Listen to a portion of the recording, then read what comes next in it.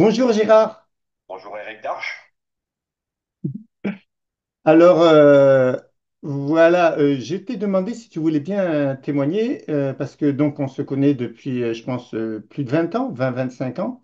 Et il y a, je ne sais pas il y a combien de temps, il y a une dizaine d'années, je t'avais suivi pour te donner des conseils par rapport à un trouble de santé. Alors je voulais savoir si tu peux nous préciser quel était ce type de trouble de santé et comment les choses ont évolué pour toi. Absolument. Donc, j'étais venu te voir pour te demander des conseils En fait, j'allais me faire opérer d'un canal carpien. Donc, en fait, de la main droite, j'avais quasiment plus de force dans la main. Et il y a des jours, je pouvais pas porter une bouteille d'eau d'un litre et demi, quoi.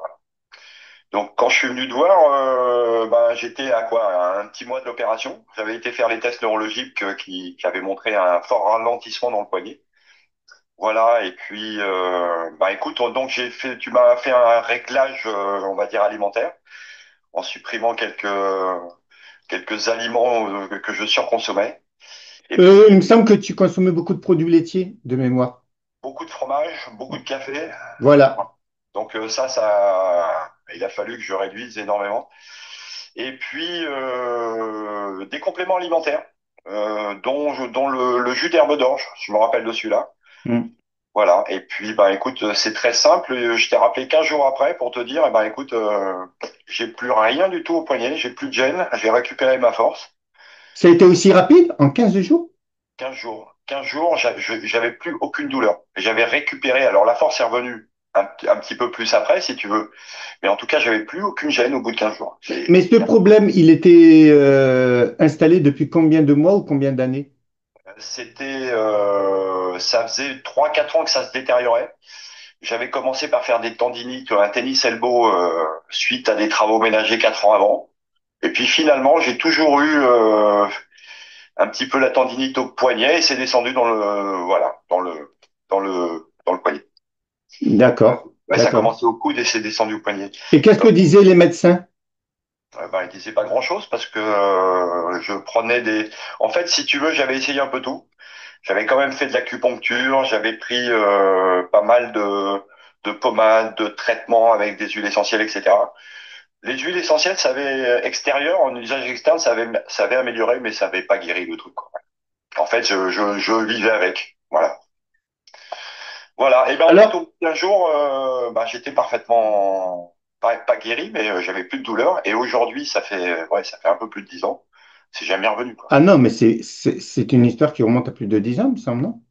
Ouais, ça doit faire une quinzaine d'années. Ouais, c'est ça, une quinzaine d'années. Alors, ce qui est intéressant dans cette histoire, c'est que ça a été rapide, alors que c'était déjà installé depuis 2, 3 ans. 4 ans, ouais, presque 4 ans. Voilà. Mais il y a une chose aussi, c'est que quand ça s'installe trop longuement, après, ça crée des modifications internes, ça altère les tissus, et après, on est dans quelque chose qui peut être problématique pour être régénéré, même en naturopathie hygiéniste, quand il y a des détériorations tissulaires qui se font. Est-ce que tu comprends ce que je dis? Je comprends. En fait, l'idée, c'est, toi, tu as eu de la chance, enfin la chance entre guillemets, que le protocole a fonctionné très vite et que toi, que ton organisme ait pu s'adapter facilement, ce qui veut dire quand même que les contraintes que ce trouble de santé avait provoquées sur le plan tissulaire n'avaient pas été non plus trop traumatisantes ou trop profondes, parce que si ça l'avait été, ben, on se retrouvait avec deux problèmes. Il y avait le problème, c'était quoi? C'est le canal carpien qui était bouché? Bah oui, tu sais, il est pincé en fait. Je sais pas si c'est le cartilage qui pousse un peu et ça rétrécit le passage du nerf, quoi, hein. Hmm. C'est faut bien passer le nerf. Alors, Voilà. ce qui est intéressant, c'est que tu as réagi rapidement et que ton organisme a pu, euh, eh ben, en fait réguler la situation, ce qu'on appelle la capacité homéostasique. C'est vrai que quand tu verras d'ailleurs, si tu vas sur le site de l'école UNED, il y a plusieurs vidéos ou de témoignages de personnes qui avaient des troubles de santé sérieux, dont une, une maladie de Crohn, comme une arthrose du genou, comme une arthrose des hanches, etc. Et des fois, c'est assez spectaculaire et rapide. Et en même temps, je dis toujours à mes clients patients et à mes élèves que on ne peut pas garantir des résultats similaires avec toutes les personnes parce qu'il y a le terrain. Et toi, tu avais un terrain qui permettait d'avoir une réaction rapide. À mon avis, ce qui aurait pu se passer, c'est que si ce trouble de santé s'était installé durablement, par exemple au bout de 10, 15, 20 ou 20 ans et que j'intervienne après, le résultat aurait été probant, mais peut-être moins spectaculaire et moins rapide. Est-ce que tu comprends ce que je dis? Ouais, je comprends, ouais. Parce qu'en fait, une altération tissulaire peut provoquer des troubles de santé qui sont durables dans le temps ou qui vont demander plus de temps pour être réparés. Par exemple, j'ai une personne qui avait une maladie de Crohn, ça a mis 1 an, alors qu'il y a des maladies de Crohn qui, en 2, 3 mois, se résorbent. Donc, on voit bien que selon l'intensité et selon l'antériorité, ça peut être plus ou moins spectaculaire. Ce qui étonne certaines personnes qui regardent ces vidéos, c'est le côté spectaculaire. Et il y a par exemple certains de mes élèves qui pensent que parce que dans certains cas, j'ai obtenu des résultats spectaculaires et rapides, eux, ils peuvent faire un copier-coller du protocole et obtenir le même résultat. Ça se passera pas toujours comme ça. D'une part, parce que, il y a l'ancienneté, il y a le terrain, il y a le protocole qui joue, et puis il y a aussi la confiance qui s'établit entre le client-patient, et si elle n'y est pas, ça peut être préjudiciable au résultat. Donc, en fait, c'est une alchimie de tout ça qui permet ce genre de résultat qui, je me rappelle, qui avait été très rapide pour toi. Et ce qui est intéressant, c'est que tu peux observer sur 10, 15 ans et voir que c'est pas revenu, en fait. Rien du tout, ouais, c'est parfait, c'est parfait. Mm. Mais voilà, après moi, c'était un des premiers, je crois que c'était la première fois que je venais te voir pour un traitement. Un protocole, ouais. Donc en fait, si tu veux, j'avais pas de, voilà, mentalement, j'avais pas d'a priori. J'ai pris le protocole en disant je vais l'appliquer parce que ça, voilà, je vais essayer ça, mais j'avais pas de, ça va marcher, ça va pas marcher. Tu n'avais aucun a priori ni positif ni négatif en ce qui me concerne. Mais après, comme on se connaissait, tu avais un minimum de confiance en moi. Oui, bah, si je suis venu te voir, c'est que je pensais que tu pouvais m'aider. Voilà. Donc oui, ça c'est la logique. Maintenant, après, si tu veux, j'ai pas d'a priori. Je sais pas si ça va marcher, si ça va pas marcher. Je crois en rien au départ. Donc je suis complètement neutre mentalement avant de commencer ce traitement et 15 jours après, voilà. Voilà, Non, non, mais ça, c'est bien que tu précises ça parce qu'il n'y avait pas non plus. Aujourd'hui, bon, ça fait 32 ans que je fais ce métier et j'ai une école, etc. Donc, il y a il peut y avoir moi, je un a pense que priori favorable en ce qui me concerne parce que non, j'ai non, de moi, l'antériorité. Mais à l'époque, c'était pas ton cas en ce qui me concerne. ah ouais. Et c'est sûr que pour moi, je précise ça parce que je trouve que ça joue. Si tu démarres un truc et que tu dis ça va pas marcher, c'est même pas la peine Ah ben d'essayer. oui, mais bien sûr, bien sûr, bien sûr. Alors, en fait, il faut qu'il y ait une cohésion entre le praticien et le thérapeute et le client-patient. Mais moi, là où je suis content, c'est que l'effet a été rapide et que c'était très handicapant pour toi autrement. Bah, moi, j'ai trouvé ça incroyable parce que ça faisait quand même des années que j'ai essayé de faire. D'ailleurs, maintenant, il me revient, il y a une idée qui me vient, c'est que, bon, tu étais venu me voir pour ça, mais il me semble qu'ensuite, tu es venu, alors quelques mois ou quelques années après me voir, pour des calculs au niveau Ouais. calculs rénaux. Là, on envisageait, il me semble, alors dis-moi si je me trompe, les chirurgiens envisageaient de faire une opération, ou en tout cas d'intervenir pour essayer de dissoudre, les enlever, ces calculs.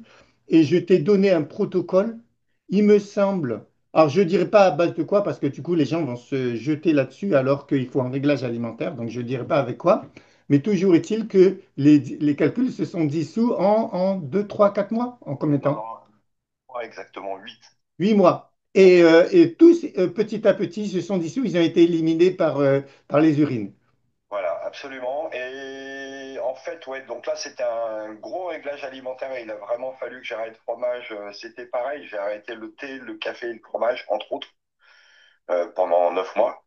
Ce qui est un exploit pour moi. Je mange du fromage tous les jours. Moi, je peux pas. Plus maintenant, plus maintenant.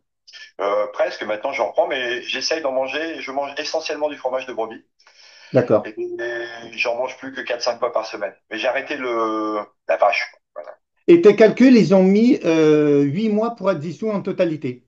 Moi, pour avoir une petite crise voilà, quand j'ai fait pipi, il y en a un qui est resté coincé, donc je me suis retrouvé un petit peu aux urgences. Mais voilà, c'était 8 mois après. Et après, plus rien. D'accord. Mais les médecins te proposaient quoi à l'époque avant cette intervention de ma part? Alors, c'était un gros calcul. En fait, j'avais un gros calcul de 2,5 cm qui était pris dans les chairs. Et en fait, quand je me baissais, bah, ça me faisait saigner et je faisais pipi du sang. Donc, c'est D'accord. sûr. Et les médecins, ils envisageaient quoi? Donc, le médecin, il voulait faire de l'ultrason, c'est-à-dire essayer de casser ça Il en. paraît que c'est très douloureux. Il paraît que c'est très douloureux, mais c'est surtout que mon médecin allopathe traitant à l'époque me disait, écoute, j'ai fait ça. Il a été cassé en quatre, mon caillou, et j'ai fait 4 crises. Je me suis retrouvé 4 fois à l'hôpital en un an, avec des crises de colite néphrétique. Donc il m'a dit, ne le fais surtout pas. Voilà, donc bah, il fallait bien que je trouve une Mais solution. il te disait ne le fais surtout pas et pourtant il te donnait pas d'alternative. Il n'y avait pas de solution, et à l'époque, ils opéraient pas encore, ils ouvraient pas il n'y avait pas d'opération du rein. Ah, maintenant ils ouvrent le rein, ils le récupèrent? Non, ils ouvrent et ils referment, mais il paraît que ça se refait. Voilà, oui. Enfin, c'est pas le rein qu'ils ouvrent, c'est la partie où c'est coincé. Ben, en tout cas, ils vont chercher le caillou dans le rein. D'accord, ok. Pour un trou avant, on disait que le rein, on pouvait pas le. Enfin, moi, je suis pas médecin là. Je sais que mes voisins, c'est arrivé, ils se sont fait enlever des calculs et ils ont souffert pendant des mois et des mois derrière. Après l'opération, ils ont souffert? Ah oui, oui, oui, oui, ils ont Pourquoi? souffert Ils pendant. souffrent. Ah oui, des conséquences de l'opération, quoi. Ah, parce que le rein, c'est un organe très fragile. Alors, par rapport au poids, il faut le préciser, le foie a une grande capacité de régénération. Je crois qu'on peut enlever jusqu'à 70% du foie, il se régénère. Le foie a une grosse capacité de régénération. Par contre, le rein a une capacité de régénération qui est beaucoup plus faible parce que c'est un organe très, très fragile. Et donc, ah oui, il y a encore une chose que tu as dite, quand, grâce à ce protocole et tout ce qu'on a mis en place, le calcul a commencé à se fragmenter, il y a des petits bouts qui se sont coincés et tu es allé en urgence? Il y a une fois, j'étais en urgence, ouais, mais c'était vraiment à la Et fin. qu'est-ce qu'ils t'ont fait en urgence? Bah rien, si. En fait, il s'était coincé, hein. Et comment ils ont fait pour Ils t'ont donné un produit vasodilatateur peut-être? Non, je pense que avec accumulation de pression, il est descendu, quoi, au bout d'un moment. Ils n'ont rien fait. Ils ont rien fait, ils m'ont juste donné un peu de morphine histoire de me calmer, quoi. Ah Voilà. d'accord. Donc oui, ils ont agi sur le plan symptomatique Ouais, pour donner un anti-inflammatoire, voilà. j'étais Ou un plié antalgique. Ouais, ok. par terre, hein, c'est violent quand même. Ouais. Donc, Donc en fait, mine de rien, je t'ai sauvé deux fois enfin entre guillemets, de problèmes qui étaient douloureux et où tu étais dans une impasse. complètement, ouais, complètement. Hmm. Alors, je suis content parce que toi, tu es une personne qu'on se connaît depuis, je pense, 25 ans au moins, et que ça fait que 1 an que j'ai décidé de faire des petites vidéos témoignages. Mais du coup, de temps en temps, j'ai des réminiscences. Je me dis, ah, mais tiens, j'ai eu tel résultat avec telle personne. Donc, j'essaye de connecter des personnes comme toi ou comme la personne qui a des maladies de Crohn pour que ça puisse être instructif pour mes élèves parce que mes élèves me connaissent depuis quelques mois ou depuis 1 an ou 2 ans pour les plus vieux, puisque l'école n'a que 5 ans, et ça fait quand même 32 ans que je fais ce métier, donc j'ai obtenu bien des résultats autrefois, et du coup, j'arrive à récupérer certaines personnes. En tout cas, toi, aujourd'hui, par rapport à l'hygiène de vie, qu'est-ce que tu en as gardé et est-ce que tu respectes quand même des grandes règles? J'essaye de rester. Oui, oui, oui, oui, oui, oui, oui. D'abord, j'essaye de manger sainement, avant qu'on se connaisse, j'avais déjà une pratique de bien se nourrir. Bon, j'ai continué et j'ai des compléments alimentaires que je prends tous les jours. Alors, je change un peu entre été et hiver. Il y a des vitamines que je prends l'hiver que je prends pas l'été. Mais en tout cas, je prends toujours du jus d'herbe d'orge toute ma vie, tous les matins, entre autres. D'accord. Et est-ce que tu pourrais vraiment, c'est un encouragement que je te fais, à consommer des jus de légumes tous les matins, acheter un extracteur, parce que ça, c'est vraiment juste génial. Ouais, mais ça, tu sais, je bois des jus. Alors, c'est pas tous les matins et c'est pas tous les jours, mais je fais plutôt des cures. Pendant 15 jours, 3 semaines, je vais me faire des jus tous les matins, voilà. Et tous les midis, voire même des fois. D'accord, Mais c'est pas toute l'année, voilà. L'année, d'accord. je suis un petit peu plus laxiste. Euh, c'est dommage d'ailleurs, mais voilà, dès que j'en sens le besoin, je dirais, allez, il y a une semaine par mois ou 15 jours par mois où je me fais des jus et je réussis. Gérard, ne dis pas, c'est pas, enfin, je sais plus quel mot tu as dit, mais tu es d'accord, c'est une histoire de volonté. Si tu voulais le faire, L'histoire de beauté. Voilà, non, mais Oui, tu as dit c'est dommage, mais on a l'impression que c'est une fatalité.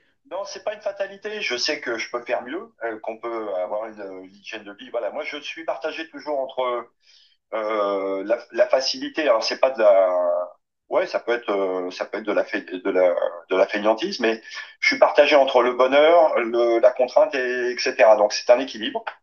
Et régulièrement, bah, je sens que j'ai un peu abusé, donc je reviens aux normes. Mais en réalité, tu sais, le cerveau, il est câblé pour la douleur et le plaisir, hein.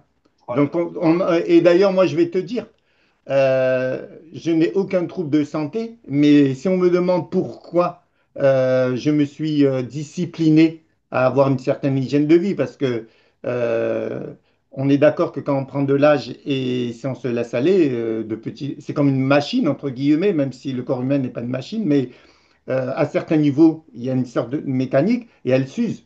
Et donc, si on prend pas si on n'adopte pas certaines règles, eh bien, on a plus de troubles de santé à 60-70 ans à 20 ans ou à 30 ans. C'est clair. Ceci dit, moi, en ce qui me concerne, si j'ai suivi des règles d'une certaine discipline qui ne sont pas draconiennes, hein, je ne fais pas plus que ce que tu dis, grosso modo. Je fais attention à mon alimentation, je prends un jus tous les matins, un peu de poudre d'orge et un ou deux compléments alimentaires ponctuellement, ni plus ni moins. Je ne suis pas du tout dans quelque chose de très lourd. Mais au quotidien, si on le fait, c'est une puissance, parce que quand on vieillit, on s'aperçoit qu'on a beaucoup moins de troubles. Et d'ailleurs, toi-même, tu dis aujourd'hui que dans l'ensemble, tout va bien parce que tu as quand même mis en place des règles. Imagine que tu n'aies rien fait à ces deux moments-là et que tu aies continué tes erreurs. Là, tu aurais eu des problèmes importants.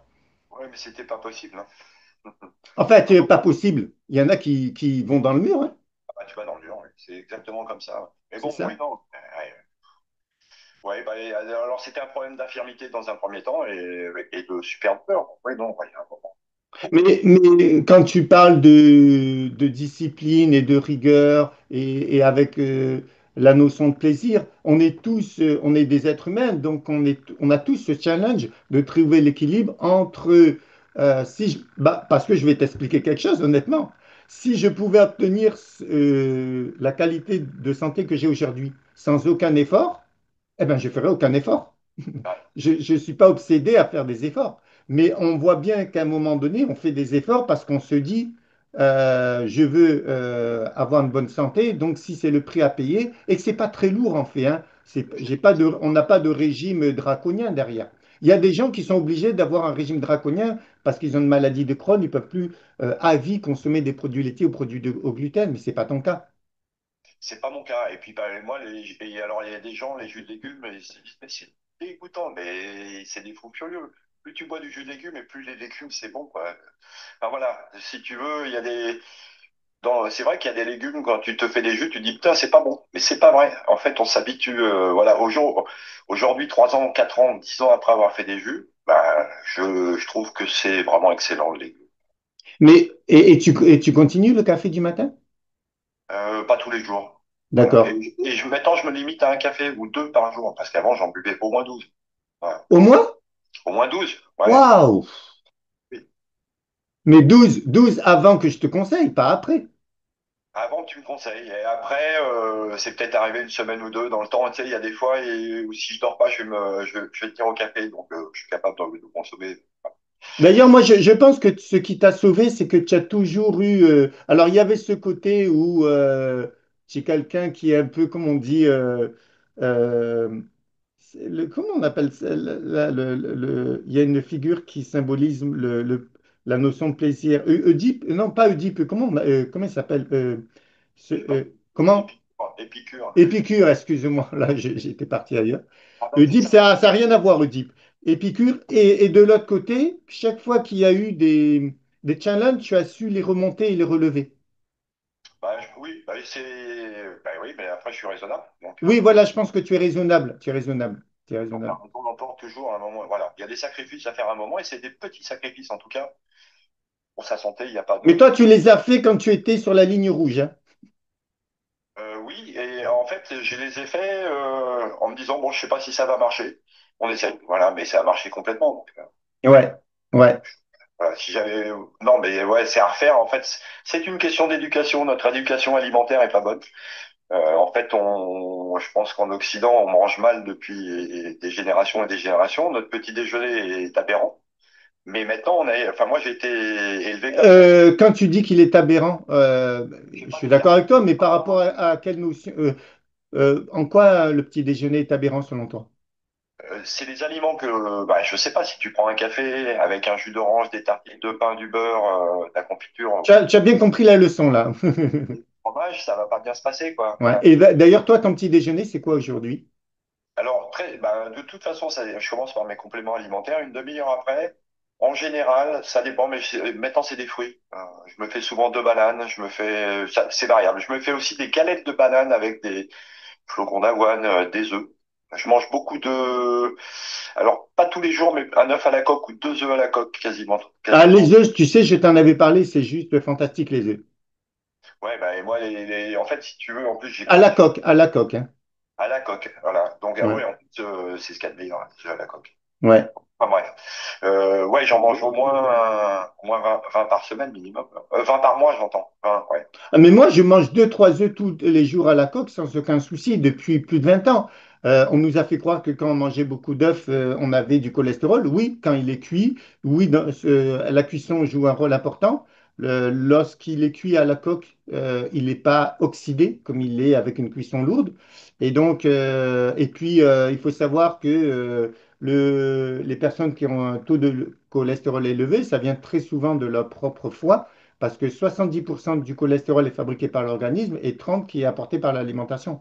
Donc lorsqu'on a un taux élevé de cholestérol, c'est très souvent pas en relation avec la consommation de notre propre cholestérol, mais avec un dysfonctionnement hépatique ou cellulaire. Bon, enfin bref, on va rentrer dans les détails entre ce qui est soi-disant le bon et le mauvais cholestérol, parce qu'en réalité, il n'y a ni bon ni mauvais, il y a deux cholestérols. Enfin, il y a un seul cholestérol avec deux transporteurs. Bon, après, je ne vais pas rentrer dans les détails, c'est trop compliqué maintenant, mais ce que je veux dire, on n'a pas le temps. Mais en tout cas, moi, je suis content parce que ce que je remarque, c'est que, et à l'époque, je te donnais des conseils comme ça, amicalement. Oui, j'ai pu y avoir une ou deux consultations formelles quand il y a eu des troubles de santé, mais de temps en temps, je te donnais des petits conseils et comme ça en passant, et tu as su les mettre en pratique. Et 20 ans après, ça t'a aidé puisque ces deux troubles de santé ne sont pas revenus. Ah non. Bon, après, je fais régulièrement, une fois par an, pendant 15 jours, je reprends le produit qui m'a aidé à enlever les calculs. Voilà, en prévision, je fais du préventif, on va dire. D'accord, d'accord, Parce que d'accord. je veux pas que ça revienne jamais. Donc, Ah oui, parce que c'était quelque chose de très douloureux pour toi. c'est beaucoup trop douloureux. Ouais. Non, si on peut éviter, il faut le faire, hein. Ouais. D'accord. Et est-ce que tu aurais, pour clore cette petite vidéo, un conseil à donner aux gens qui te regardent, un conseil d'hygiène de vie générale? Euh, il y en a trop des conseils Non, de. mais tu peux en synthétiser deux, trois. Ouais, bah, deux, trois, je dirais le sommeil en un. C'est ce qui me manque le plus aujourd'hui. Bah, deux, de faire attention et d'avoir une hygiène de vie alimentaire réglée dans le temps, dans la durée. Éviter les excès de tout, mais euh, je pense que respecter ça déjà, prendre ses compléments alimentaires quand il nous manque quand même des aliments dans notre alimentation. Des nutriments, des nutriments. Nutriments, ouais, et puis de la vitamine D, je vais pas te cacher ça, voilà, des choses comme ça que tu prends tous les jours, hein. Je pense Ah, que ça, c'est ce que tu fais actuellement? Il y a certains compléments alimentaires que tu prends de manière récurrente? bah, la vitamine D, c'est tous les jours, D'accord. toute l'année, et le enfin le La jus, poudre d'herbe d'orge, ouais, la poudre de jus d'herbe d'orge toute l'année, ça c'est ouais. pareil.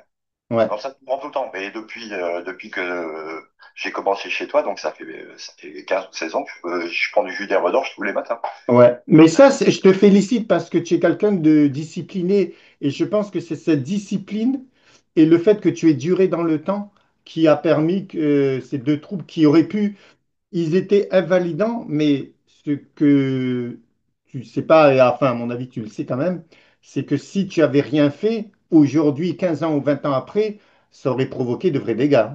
Ah bah oui, non, ouais, c'est clair. Ouais. Donc, en fait, ce qui est intéressant, c'est que ça reste euh, la naturopathie et l'hygiénisme, ça reste des.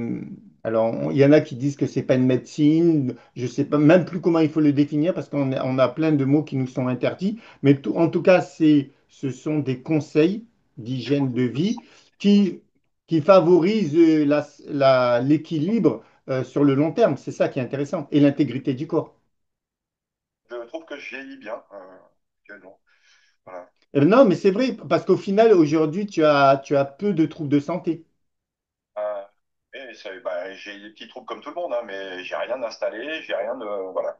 Je suis en pleine forme. A priori sur le papier, en pleine forme.